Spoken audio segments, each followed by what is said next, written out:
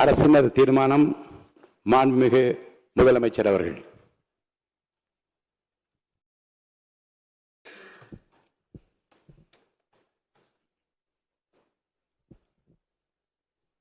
மாண்புமிகு பேரவைத் தலைவர் அவர்களே, திரு சி. ஜோசப் விஜய் அவர்களை முதலமைச்சராக கொண்ட அமைச்சரவை மீது இப்பேரவை தனது நம்பிக்கையை தெரிவிக்கிறது என்னும் தீர்மானத்தை மொழிகிறேன்.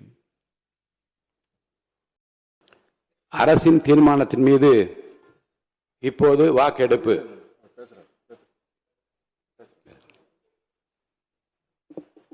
மாண்புமிகு பேரவைத் தலைவர் அவர்களே, மாண்புமிகு தமிழ்நாடு முதலமைச்சர் அவர்களே, அன்பிற்கினிய சட்டமன்ற உறுப்பினர்களே, இன்று இந்த அவையில் நடைபெறும் நம்பிக்கை கோரும் தீர்மானம் சாதாரண அரசியல் நிகழ்வு அல்ல. தமிழக மக்கள் வழங்கிய ஜனநாயக ஆணையை மதித்து அந்த தீர்ப்பை நிலைநிறுத்த வேண்டிய வரலாற்று பொறுப்பு நமக்கெல்லாம் உள்ள தருணம் இது.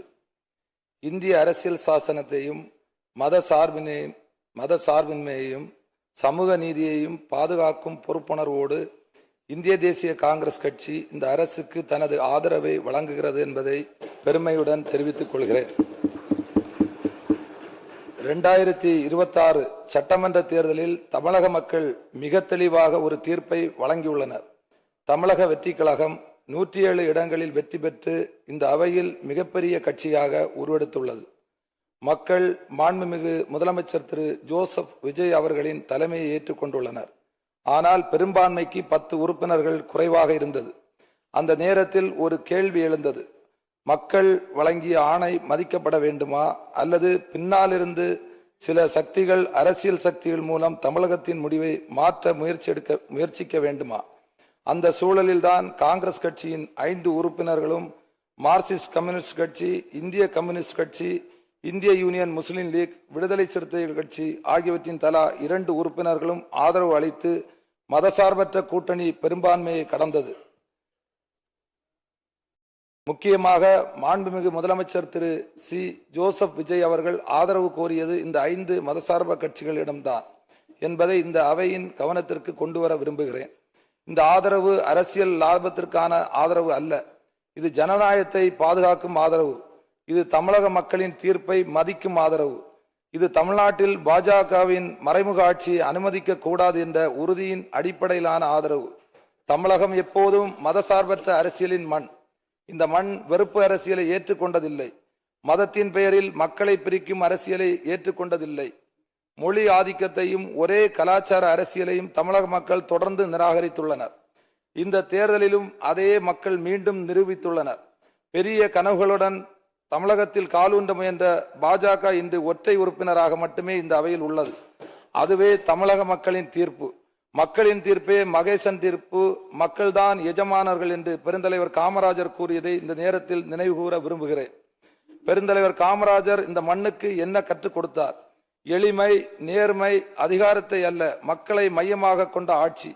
கல்வி இல்லாத குழந்தை இருக்கக்கூடாது என்று பள்ளிகளை திறந்தவர் காமராஜர்.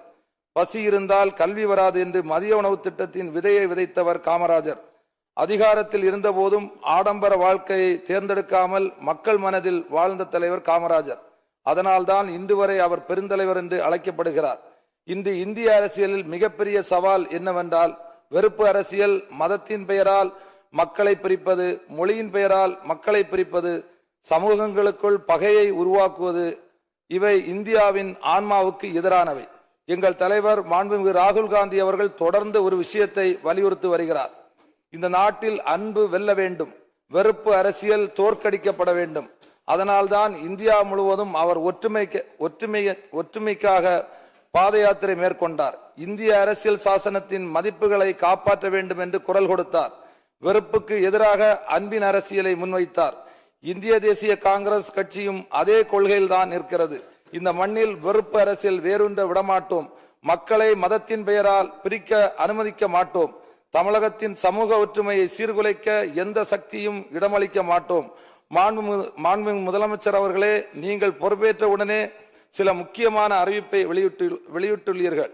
500 யூனிட் வரை பயன்படுத்தும் குடும்பங்களுக்கு 200 யூனிட் இலவச மின்சாரம், பெண்கள் பாதுகாப்புக்காக சிறப்பு சிங்கப்படை, போதை தடுப்பு அமைப்புகள், பள்ளிகள் மற்றும் வழிபாட்டு தலங்கள் அருகில் இருக்கின்ற மதுக்கடைகள் மூடப்படும் நடவடிக்கைகள் ஆகியவை மக்கள் மத்தியில் நம்பிக்கையை உருவாக்கியுள்ளது. ஆனால் மக்கள் எதிர்பார்ப்பு இன்னும் அதிகமாக உள்ளது. இளைஞர்கள் வேலை வாய்ப்பை எதிர்பார்க்கிறார்கள். விவசாயிகள் பாதுகாப்பான வருமானத்தை எதிர்பார்க்கிறார்கள். பெண்கள் பாதுகாப்பான சமூகத்தை எதிர்பார்க்கிறார்கள். மாணவர்கள் உட்காருங்க. அவர் கருத்தை சொல்றாரு. உங்களுக்கு விருப்பப்பட்ட உங்க கருத்தை நீங்க சொல்லுங்க. உட்காருங்க. எதிர்பார்ப்புகளை நிறைவேற்றும் பொறுப்பு அமைதியா உட்காருங்க. அவர் பேச அனுமதிங்க. இந்திய தேசிய காங்கிரஸ் கட்சி இந்த அரசுக்கு ஆதரவு அளித்துள்ளது என்றால் அது கொள்கை அடிப்படையிலான ஆதரவு. தேர்தல் அரசியலில் பணநாயகத்தின் ஆதிக்கம் கண்டு இந்திய ஜனநாயகத்தின் எதிர்காலம் கேள்விக்குறி ஆகிவிடுமோ, ஏழை எளிய மக்கள் நாடாளுமன்ற சட்டமன்ற தேர்தலில் வெற்றி பெற முடியாமல் போய்விடுமோ என்று மிக கவலையோடு கவனித்துக் கொண்டிருந்த நிலையில் இன்றைக்கு மாண்புமிகு முதல்வர் ஜோசப் விஜய் அவர்களின் வியூகத்தாலும் தனித்த சாதுரியத்தாலும் சாதாரண ஏழை எளிய மக்களும் வெற்றி பெற்று சட்டமன்ற உறுப்பினராக அமைச்சராக பொறுப்பேற்றிருப்பது இந்திய ஜனநாயகத்திற்கு கிடைத்த மிகப்பெரிய வெற்றியாகும். அந்த வகையில் இது ஓர் எளிய மக்களின், சாமானிய மக்களின் ஆட்சி என்பதையும் குறிப்பிட விரும்புகிறேன். சமூக நீதியை பாதுகாக்கும் எந்த முயற்சிக்கும், மதசார்பின்மையை பாதுகாக்கும் எந்த முயற்சிக்கும், தமிழக உரிமைகளை பாதுகாக்கும் எந்த முயற்சிக்கும் காங்கிரஸ் கட்சி உறுதுணையாக இருக்கும். நிலையான ஆட்சி வேண்டும், மதசார்பற்ற ஆட்சி வேண்டும், வெறுப்பு அரசியலற்ற தமிழகம் வேண்டும்.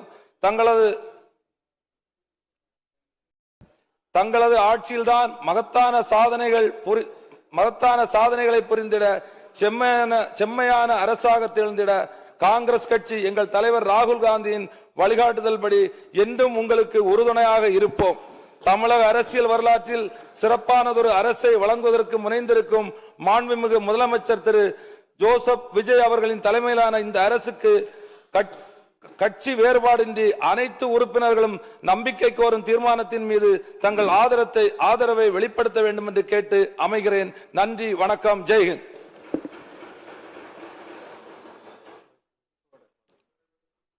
அமருங்க. உறுப்பினர் அமருங்க.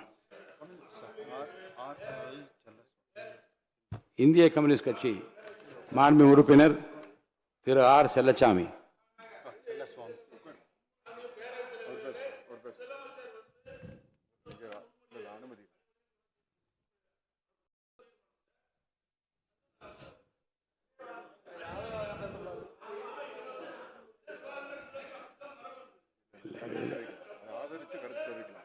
ஏன் ஆதரிக்கிறோம், ஏன் எதிர்க்கிறோம் என்று சொல்கிற உரிமை மாண்புமன்ற உறுப்பினருக்கு உண்டு.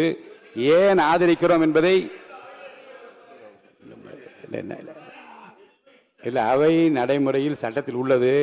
முன்னாலே இருந்தவர்கள் செய்யாமல் விட்டது அவர்கள் தவறாக இருக்கலாம். இப்போது இருக்கின்றவர்கள் இந்த தீர்மானத்தை ஒட்டி பேசுவதற்கும் மறுத்து பேசுவதற்கும் உரிமை இருக்கிறது. அந்த வகையில் உறுப்பினர் தன் கட்சியின் சார்பில் தன் கருத்தை தெரிவித்திருக்கிறார்.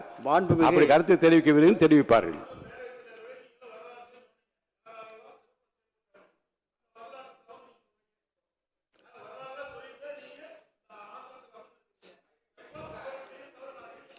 தவறு. ஒரு உறுப்பினர் நீங்க பாருங்க, உறுப்பினர் நான் சொல்லுகிற கருத்தை மாற்றி பேசக்கூடாது. முன்னாலே இருந்தவர்கள் செய்யாமல் விட்டதற்காக இப்போது இருக்கின்றவர்கள் செய்யக்கூடாது என்று சொல்லக்கூடாது. பேசுகிற உரிமை மாவட்ட உறுப்பினர்களுக்கு. தீர்மானத்தை முதல்வர் முன்மொழி. கொஞ்சம் உட்காருங்க, தயவுசெய்து உட்காரு. பேசுறதுக்கு அப்புறம் நீங்க பேசுங்க.